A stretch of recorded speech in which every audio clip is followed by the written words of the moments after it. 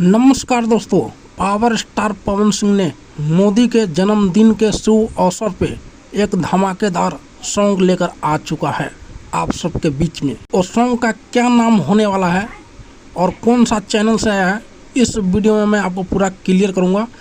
आप लोग वीडियो को स्किप मत कीजिएगा, नहीं तो आपको पता नहीं चल पाएगा कि गाना कौन सा चैनल से आया है और कौन सा गाना का नाम होने वाला है।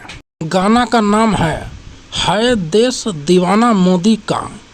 अगर आप लोग नहीं देखें तो देखिए, अपना प्यार दुलार बरसाइए।